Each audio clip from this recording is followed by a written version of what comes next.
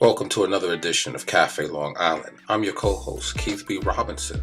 In this edition, I sit down with Dr. Judith Kronin, a former educator and principal in the Nassau County school system, and the author of Creating Smart Schools, the Education Instructional Coaching Model. She discusses her passion, her 35 plus years of dedication to education, and she explains the instructional model and its implementation. I also had a chance to sit down with Jeremy Howard, a student from Queen's School of Inquiry, to test a portion of the model. Welcome to the show.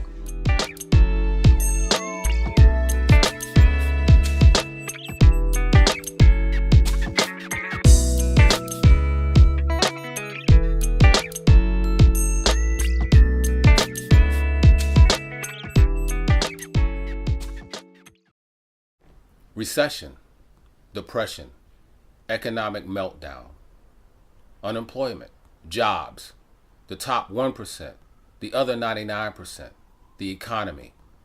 But what seems to be missing from this discussion? Education.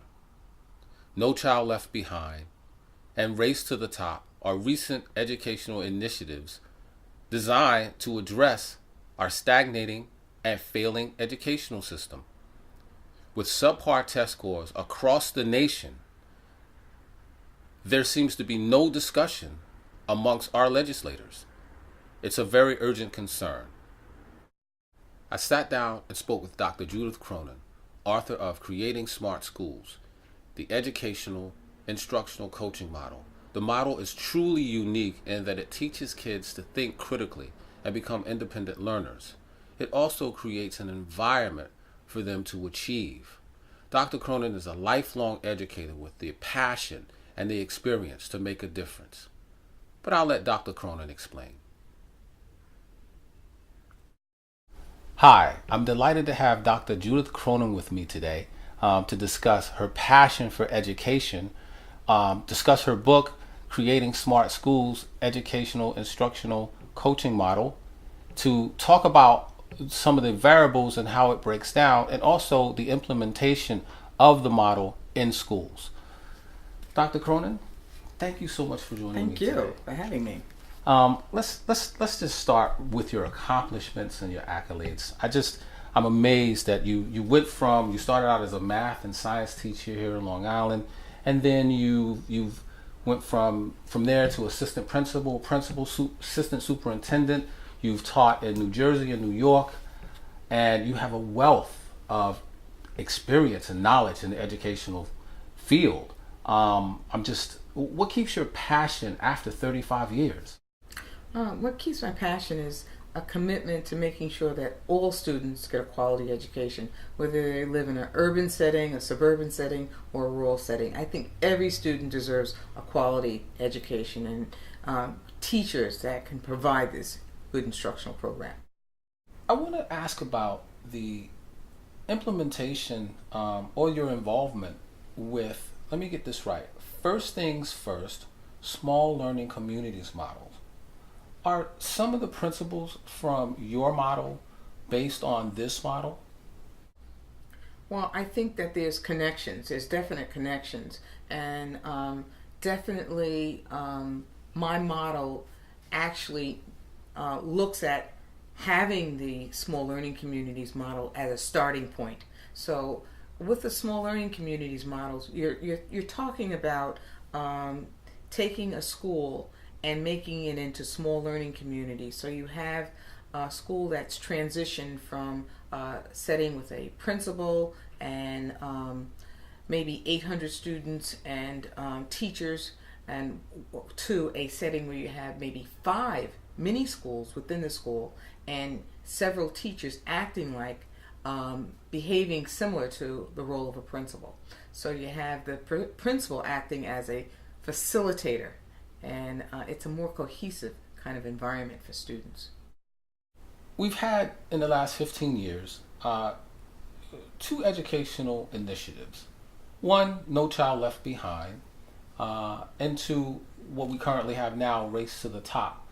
But something very interesting happened with No Child Left Behind and while you were in the Orange School District. Can you talk about that? We were implementing the small learning communities model and looking at initiatives to really impact quality instruction. And we were working very hard. And when we went into the classrooms as building administrators, we found out that there were certain initiatives that were really effective, and they included accountable talk, Socratic questioning, differentiated instruction, formative assessment, cooperative learning groups. And we really went to great measures to make sure teachers understood these particular instructional strategies.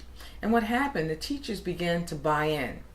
And we started getting very different kinds of results. We started seeing classrooms that looked differently. We started seeing classrooms where students were beginning to become critical thinkers and also independent learners. And the instruction between the teacher and the student looked quite different. And the scores were quite different. And we kept encouraging this kind of instruction, and more. The more we talked about it, the more we had lessons and particular professional development days to address these particular strategies, the more we saw these strategies.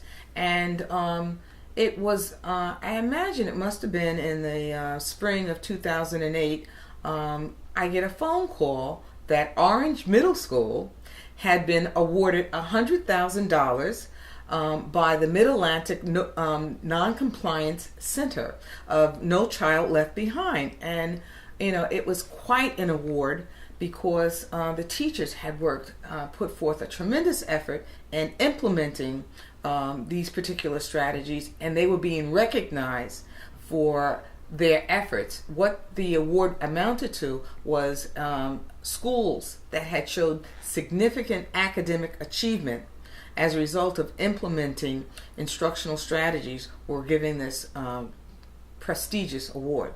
And what they wanted to do is the Mid-Atlantic Compliance Center, they wanted to come to Orange Middle School and just look at these particular strategies, and that's what happened. So it was really wonderful. The model is working. Test scores the students are achieving higher test scores. It seems like this whole culture has taken place where the environment is completely different and conducive to children learning, and the teachers are buying in. Can you talk a little bit about any challenges or pushbacks that you may have had? There's always challenges. When it comes to change, no one wants to change.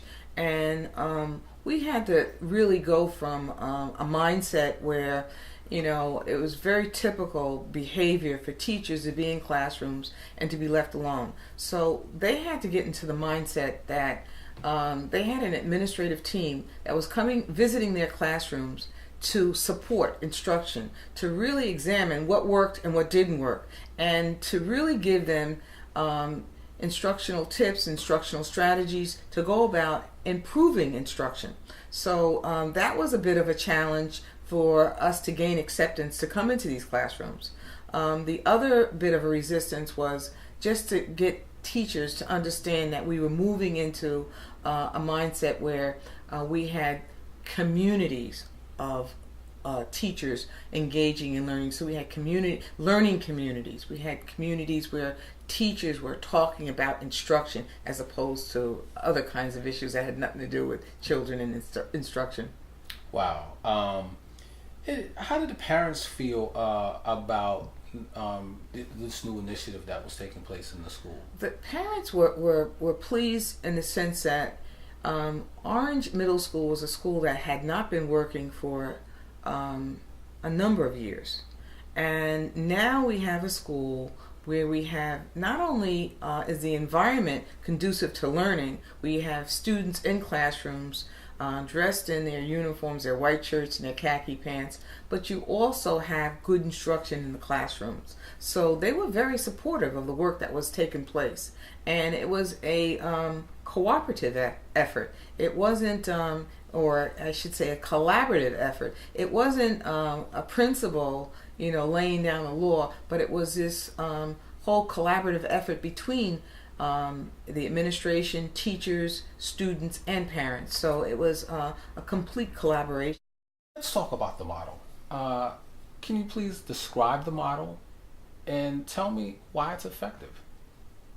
The model is an inquiry-based model. It has two major components. It has a set of reform strategies and an instructional component. The reform strategies include accountable talk, Socratic questioning, formative assessment, differentiated instruction, learning stations, and cooperative learning groups. And they work in concert with each other. So if we looked at a typical lesson, we would see all of these strategies being implemented at one point or another during one instructional activity or another.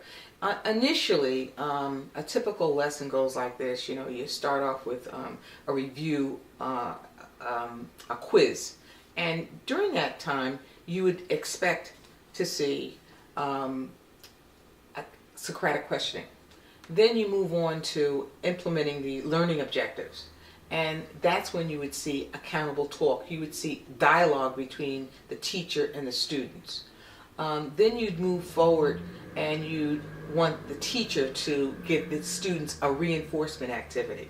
That's when you would see cooperative learning coming into play.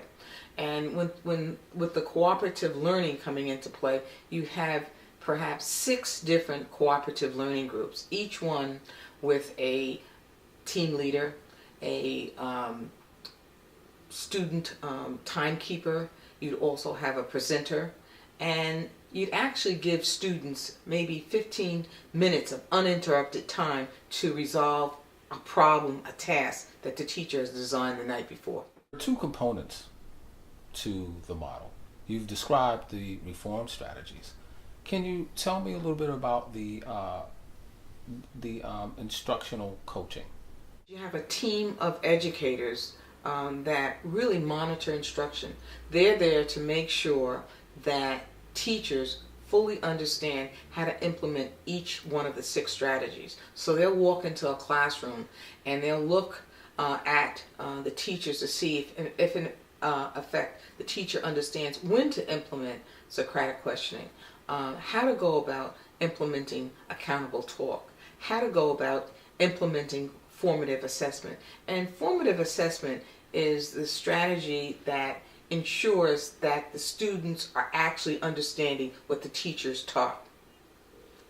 All of the strategies are strong strategies. The ones that stand out for me are Socratic questions, differentiated instruction, formative assessment, and the co-op learning groups. Can we talk about how did you get the teachers to buy into the model and having them completely change their method of teaching? We start off with them understanding that the model is based on mutual respect, that we're there to support their efforts in the classroom, and we're looking to make sure that we understand that we respect what they do and that we expect to learn. It's a give and take. We're going to learn as we provide guidance and direction. We're also providing a sense, an air where they can show us and tell us and explain to us why they're implementing a particular strategy. So it's a lot of mutual respect, and it's also a lot of empathy. We understand how difficult teaching is, and we're there to support your efforts. So that reduces a lot of the pullback, the resistance, so to speak, because everyone wants to improve, and they feel good when they see results. So it's a collaborative kind of effort. The model works.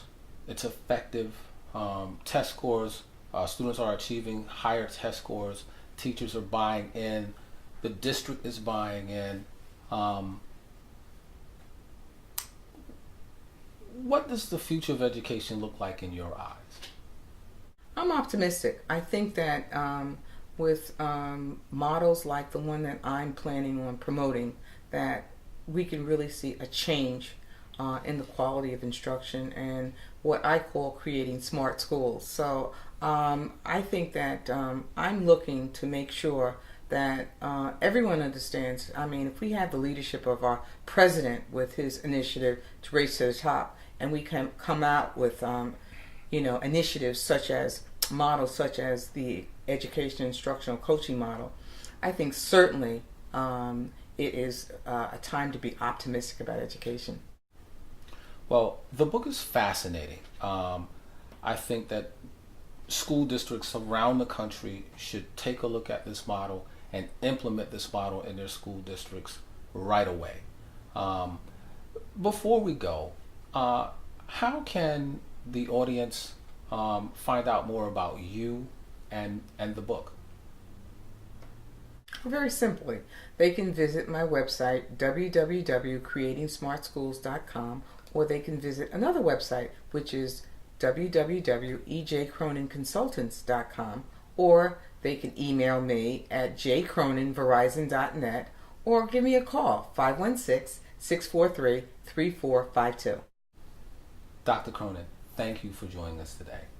And thank you for joining us on Cafe Long Island. We'll see you next time. This is Keith B. Robinson.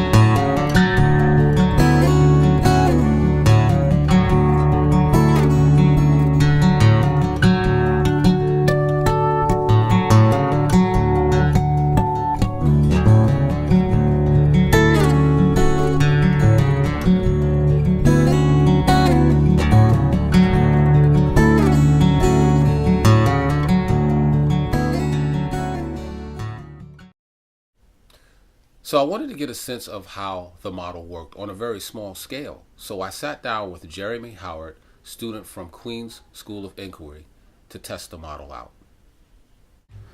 Jeremy, thank you for joining me today. So I want to discuss with you the Educational Instructional Coaching Model. I interviewed the creator of the model, and I just kind of want to give you or test an example of the model out on you. Is that okay?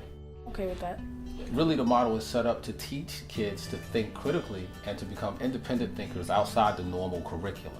Are you pretty happy with your school? Yes, I'm overall happy. I'd like to ask if there was something that you don't like about the school, what would that be? I don't think that we spend enough time on each curriculum because sometimes we really don't get the full understanding of it, and then we can't really use it later on in the school year if we need to bring back up that subject. So we really don't, not that we don't remember it, but we need to go over it again, and then that takes up more time. So therefore we don't have enough time for the other subjects. If you had one thing to change about the school, what would you change? I think we could just bring it down to the most important things that we're gonna need for tests that we're gonna take, or in general the ELA tests or the big state tests, because that's where we're really gonna need to bring in those curriculums that we learned throughout the year. So we could just spend more time on that and then maybe save 1 month or 2 months for the other curriculums needed to go through the grade. So that's an example of the Educational Instructional Coaching Model. If this coaching model was implemented in your school, do you think it would be effective or make a difference? Yes, I think it would, because we'd really be having a full understanding of the subject, and then that'll help students even with their grades, because then they'll be able to take that into a test or worksheets that we need to complete. So Jeremy, thank you for sitting with me today and allowing me to test the model out on you. Thank you.